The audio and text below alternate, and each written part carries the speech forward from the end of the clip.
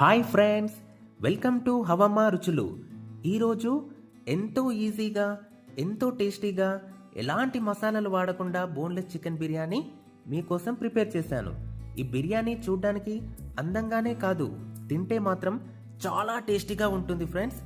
ఎలాంటి మసాలాలు వాడకుండా చేశాం కాబట్టి చిన్నపిల్లలు కూడా చాలా ఇష్టంగా లొట్టలేసుకొని మరీ తింటారు. ఇప్పుడు ఈ బిర్యానీని ఎలా ప్రిపేర్ చేయాలో చూద్దాం.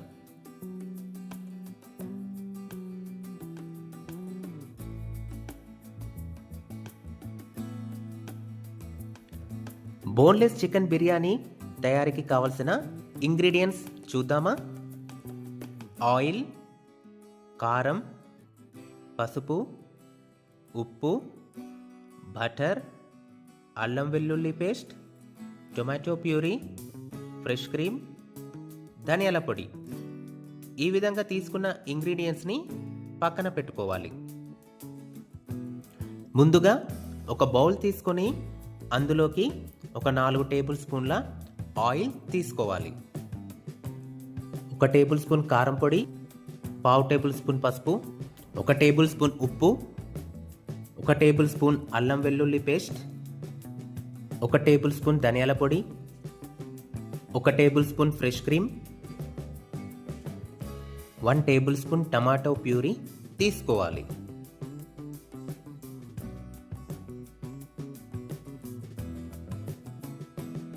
ఇప్పుడు తీసుకున్న పదార్థాలు అన్నీ చక్కగా కలిసేలా కలుపుతూ ఉండాలి. ఇలా చక్కగా కలుపుకున్న మిశ్రమాన్ని పక్కన పెట్టుకోవాలి. తర్వాత 1 కేజీ బోన్లెస్ చికెన్ పీసెస్ని తీసుకోవాలి. ఇప్పుడు కలుపుకున్న మిశ్రమాన్ని కూడా తీసుకోవాలి. మనం కలుపుకున్న మిశ్రమం పీసెస్కి పట్టేలా ఈ విధంగా ఫోక్తో ఘాట్లు పెట్టుకోవాలి. ఈ విధంగా పీసెస్ అన్నింటికి ఫోక్తో ఘాట్లు పెట్టుకోవాలి. ఇప్పుడు ఘాట్లు పెట్టుకున్న పీసెస్కి మనం కలుపుకున్న మిశ్రమాన్ని పీసెస్కి 2 వైపులా బాగా ఈ విధంగా పట్టించాలి.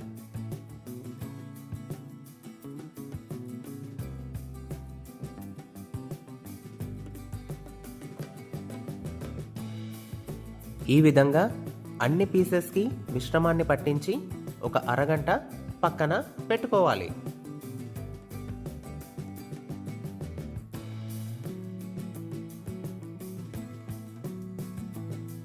ఇప్పుడు ఒక ప్యాన్ తీసుకొని అందులో బటర్ వేసుకోవాలి. తీసుకున్న బటర్ మెల్ట్ అయ్యేంత వరకు ఇలా కలుపుతూ ఉండాలి. ఇలా బటర్ చక్కగా మెల్ట్ అయ్యాక అరగంట సేపు చక్కగా మిశ్రమంలో నానిన బోన్లెస్ చికెన్ పీసెస్ని బటర్లో ఈ విధంగా ఫ్రై చేసుకోవాలి.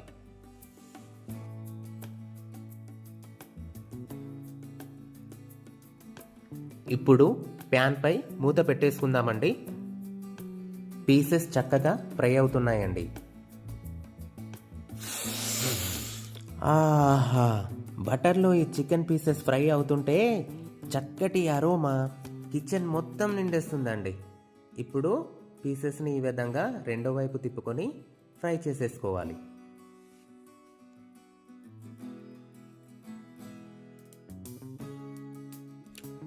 ఈ విధంగా పీసెస్ని చక్కగా ఫ్రై చేసుకోవాలి.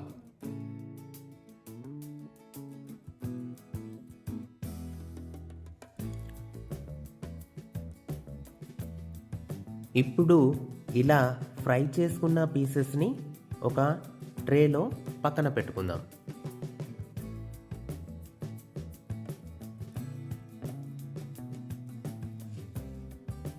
ఇలా ఫ్రై చేసుకున్న పీసెస్ని ఒక ట్రేలోకి తీసుకొని అవి చల్లారేంత వరకు మిగతా ప్రాసెస్లోకి వెళ్దామా?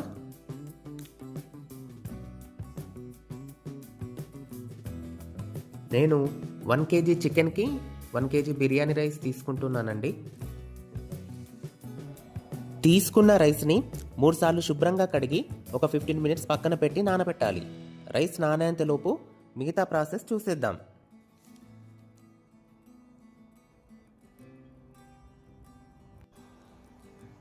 ఇలా ఫ్రై చేసుకొని పక్కన పెట్టిన బోన్లెస్ చికెన్ని ఈ విధంగా కట్ చేసుకోవాలి. ఇలా కట్ చేసిన పీసెస్ని చూస్తుంటే వెంటనే తినేయాలి అనిపిస్తుంది కదా ఫ్రెండ్స్. కానీ అలా తినేస్తే చికెన్ బిర్యానీ చేయడానికి చికెన్ ఉండదు కదా. సో నోటిని కంట్రోల్ చేసుకోవాలండి, తప్పదు. చూడండి ఫ్రెండ్స్, పీసెస్ ఎంత చక్కగా ఫ్రై అయ్యాయో. ఇప్పుడు పీసెస్ని పక్కన పెట్టి నెక్స్ట్ ప్రాసెస్లోకి వెళ్ళిపోదాం.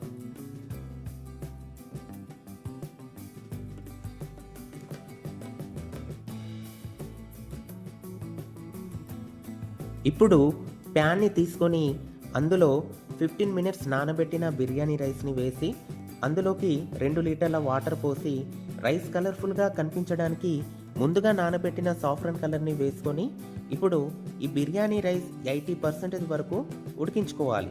రైస్ ఉడికేలోపు ప్యాన్ తీసుకొని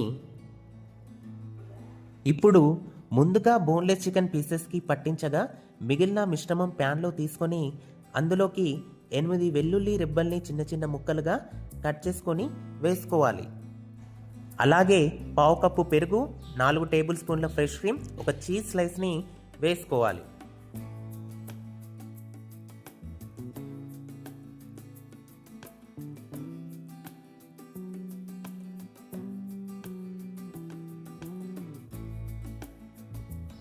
ఇప్పుడు ఈ మిశ్రమాన్ని ఈ విధంగా ఆయిల్ పైకి తేలేంత వరకు ఉడికించాలి. చూడండి ఫ్రెండ్స్, ఆయిల్ ఎంత చక్కగా పైకి తేలుతుందో. ఇప్పుడు బిర్యానీ కోసం బిర్యానీ చేసే పాత్ర తీసుకొని అందులో అడుగున పాత్ర చుట్టూ అరిటాకును అమర్చుకోవాలి. ఈ విధంగా అమర్చిన అరిటాకుకు చక్కగా బటర్ని రాసుకోవాలి. బటర్ రాసిన తర్వాత 80% ఉడికించి పక్కన పెట్టుకున్న బిర్యానీ రైస్ని తీసుకొని ఒక లేయర్ లాగా వేసుకుందాం.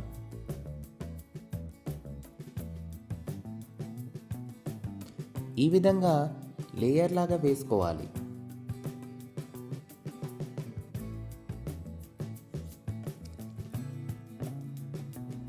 ఇప్పుడు కట్ చేసిన బోన్లెస్ చికెన్ పీసెస్ని మరో లేయర్ లాగా వేసుకుందాం. ఈ విధంగా బోన్లెస్ చికెన్ పీసెస్ని చక్కగా అమర్చుకోవాలి. ఇప్పుడు ఈ పీసెస్ పైన మనం ప్రిపేర్ చేసుకున్న గ్రేవీ మిశ్రమాన్ని లేయర్ లాగా వేసుకుందాం.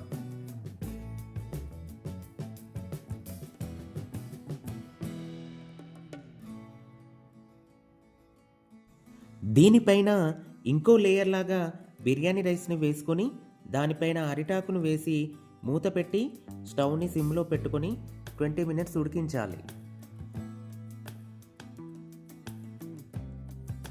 20 నిమిషాల తర్వాత మూత తీయగానే బిర్యానీ అరోమా పక్కింటి వరకు వెళ్ళి వాళ్ళు మమ్మల్ని పిలిచి మరీ మాకు కాస్త బిర్యానీ పక్కన పెట్టండి అని అడిగారంటే మనం ప్రిపేర్ చేసిన బోన్లెస్ చికెన్ బిర్యానీ ఎలా ఉందో ఇంకా చెప్పాలా ఫ్రెండ్స్?